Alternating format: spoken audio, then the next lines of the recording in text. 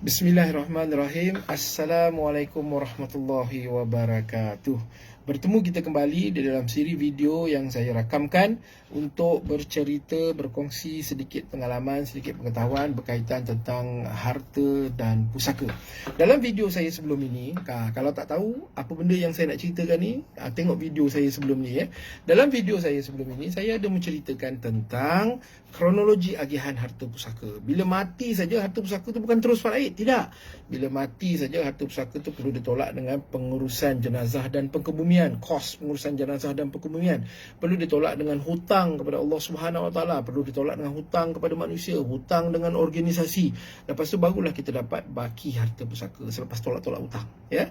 Baki harta pusaka ni kita tolak dulu dengan harta sepencarian, dan selepas itu ada baki yang seterusnya, dan baki yang seterusnya itu kita tolak dengan wasiat 1/3. Ada baki yang last sekali kat bawah. Baki yang last itulah yang diagihkan kepada waris mengikut hukum faraid, ya. Jadi maknanya kita ulang kaji, ya. Harta pusaka bukan terus difaraidkan, ditolak dulu dengan hutang, ditolak dulu dengan harta sepencarian, ditolak dulu dengan wasiat. Bakinya barulah diagihkan kepada waris mengikut hukum faraid. Baik. Jadi bila saya cerita tentang harta sepencarian semalam, ada pihak bertanya kepada saya, kenapa harta sepencarian diberi keutamaan berbanding dengan wasiat? Harta sepencarian ditolak dulu sebelum wasiat, kerana harta sepencarian adalah tuntutan ke atas harta pusaka. Wasiat itu, wasiat 1/3 itu adalah ikhtiariah. Itu adalah ikhtiar kita untuk amal kebajikan kita. Wasiat 1/3 kepada rumah anak yatim, kepada anak angkat, kepada anak tiri, kepada pusat tahfiz, kepada masjid, kepada musolah, ya, pada rumah anak yatim. Itu adalah ikhtiar kita ke atas harta pusaka kita, ya. Tetapi sebelum wasiat ikhtiariah ini dilaksanakan, tuntutan tadi perlu diselesaikan dulu, ya. Hutang, tuntutan harta sepencarian selesaikan dulu, barulah wasiat ikhtiariah, ya. Jadi tuntutan harta sepencarian ni, saya percaya satu subjek yang ramai para isteri dekat luar sana nak tahu, ya. Harta sepencarian boleh dituntut dalam 3 keadaan, ya, iaitu bercerai mati, bercerai hidup, ataupun ketika suami ingin berpoligami. Ini mengikut enactment pentadbiran keluarga Islam negeri-negeri di Malaysia, ya. Tetapi dia mesti dituntut, ya. Dia bukan diberi secara automatik, dia mesti dituntut.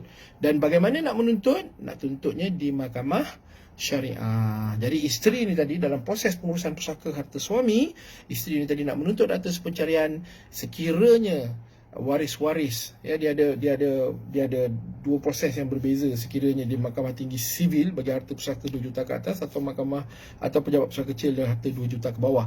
Sekiranya para waris, kalau di pusaka kecil 2 juta ke bawah, sekiranya para waris bersetuju dengan tuntutan isteri semasa bicara kuasa, waris-waris pun dah setuju, tak apalah mak nak tuntut harta sepencarian daripada harta pusaka arwah ayah, tak apalah, kami tak ada apa-apa tuntutan, kami semua bersetuju, ya. Itu dianggap sebagai permuafakatan, Seksyen 15 Akta Pusaka Kecil, ya. Itu tak ada masalah, so tak perlu pergi mahkamah syariah. Tetapi sekiranya ada seorang aja waris kata, oh saya tak setuju, sebab waris-waris ni pun pandai, sekiranya ibu dia dah tuntut harta sepencarian, si isteri tadi dah tuntut harta sepencarian, maknanya baki yang nak difaraidkan menjadi lebih rendah. Tadi saya ceritakan, baki yang difaraidkan tu bawah sekali, last sekali.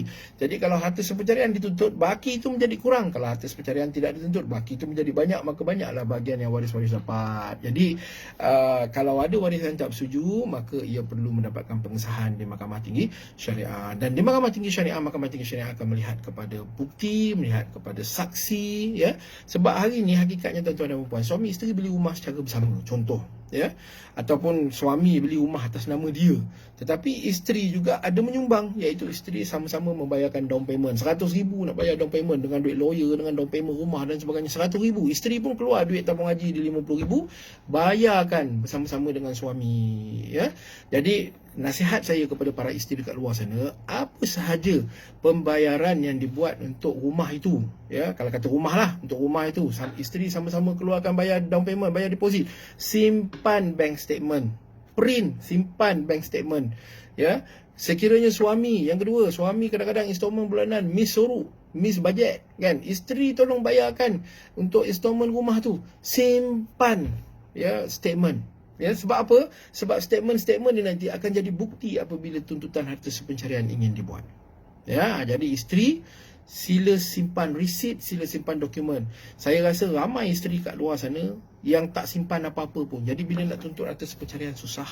Ya, sebab tak ada bukti. Dan harta sepencarian ini boleh dituntut sehingga 50% daripada harta pusaka suami. Tetapi bergantung kepada keputusan mahkamah. Balik kepada hakim yang bijaksana untuk memutuskan adakah isteri ini berhak 50% setengah daripada rumah tersebut ataupun isteri ini berhak kurang daripada itu, terserah. Isteri boleh tuntut harta sepencarian sekiranya dia menyumbang secara langsung, dia tolong bayarkan untuk rumah, ataupun dia menyumbang secara tidak langsung. Tidak langsung ni maknanya dia tak bayar untuk rumah tapi dia duduk menguruskan anak-anak kat rumah. Yang itu pun sebenarnya dianggap sebagai sumbangan dan boleh dituntut sebagai harta sepencarian. Tapi macam saya sebut tadi, siapa yang menentukan bahagian harta sepencarian ini? Yang menentukan bahagian harta sepencarian ini adalah mahkamah syariah. Jadi untuk para isteri dekat luar sana, pesanan saya yang pertama, apa saja perbelanjaan untuk rumah, simpan resit, print statement sebab ia akan menjadi bukti.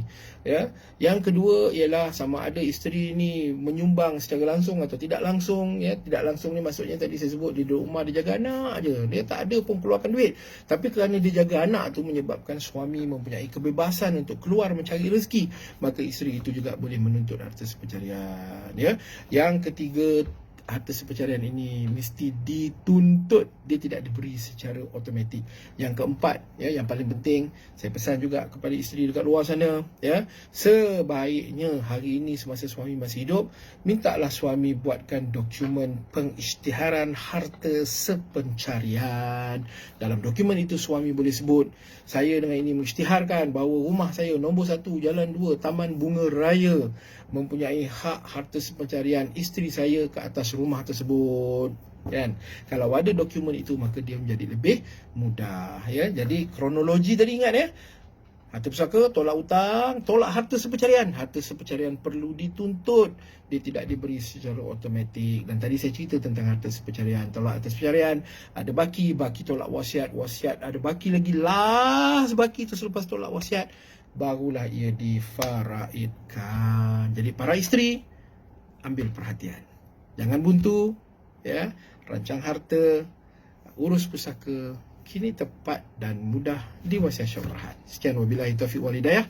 Wassalamualaikum warahmatullahi wabarakatuh.